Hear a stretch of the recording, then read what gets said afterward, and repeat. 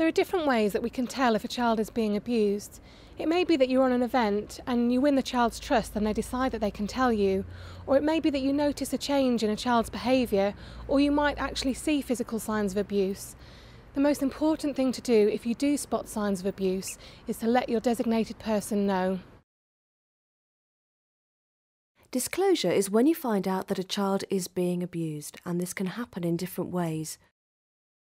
You may witness some abuse firsthand.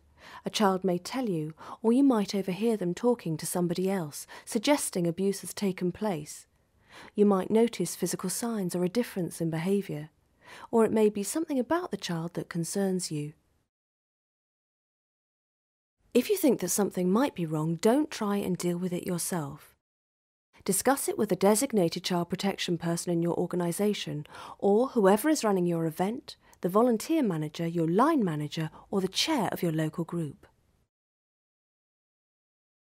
If a child does disclose abuse to you, the things to remember are: stay calm, listen carefully, reassure the child, let the child lead the conversation.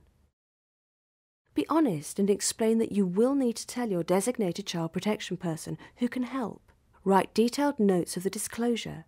If possible, use the Child Protection Incident Report form. Ensure you record dates and times.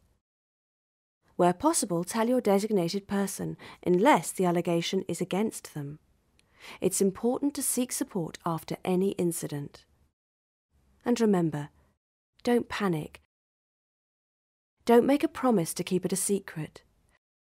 Don't confront the abuser. Avoid asking the child to repeat unnecessarily.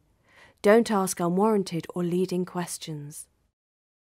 If your designated child protection person is unavailable, or the allegation is about that person, or you need to contact a professional outside NDCS, you can contact the 24-hour NSPCC Child Protection Helpline. In an emergency where you believe a child is in imminent danger, contact the police and state that the call is in relation to child protection.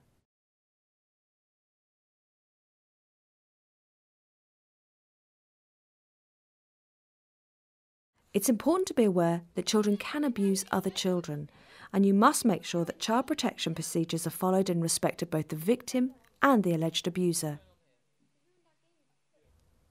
Child-on-child abuse may include bullying, children hurting each other physically or emotionally, name-calling, or being racist.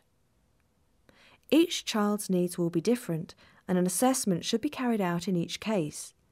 It's important not to dismiss abusive sexual behaviour as normal between young people, and all NDCS staff and volunteers must make sure that action is taken and recorded.